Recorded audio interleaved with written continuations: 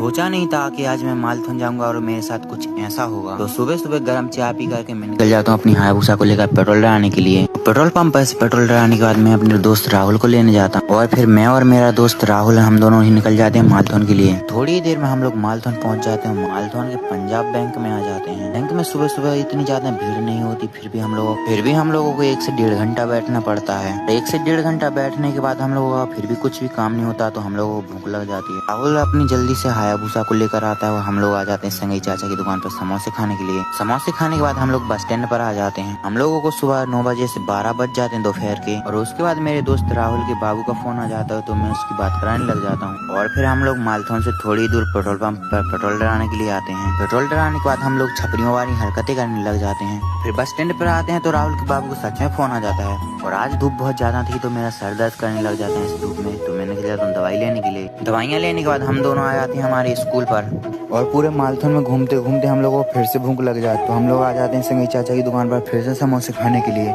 और फिर मैं और मेरा दोस्त राहुल हम लोग 1-1 प्लेट समोसा खाते हैं। समोसे खाने के बाद हम लोग बस स्टैंड पर घूमने के लिए आते हैं। बस स्टैंड पर घूमने के बाद हम लोग सीधे अपने गांव की तरफ निकल जाते हैं। और जिस काम के लिए हम लोग मालथन आए थे हमारा वो काम नहीं होता, तो थोड़ी देर में हम लोग मालथन के टोल टैक्स पर पहुंच जाते हैं। और फिर वही छपरियों वाली स्टिंग पीने लग जाते हैं। छपरियों वाली स्टिंग पीने के बाद हम लोग थोड़ी देर में अपने गांव पर पहुंच जाते हैं। फिर मैं राहुल को उसके घर पर छोड़ने के लिए जाता हूं। राहुल को उसके घर पर छोड़ने के बाद मैं अपने घर पर आ जाता हूं। तो अगर आप लोगों को ब्लॉग अच्छा लगा तो एक कमेंट कर देना और मुझे ऐसे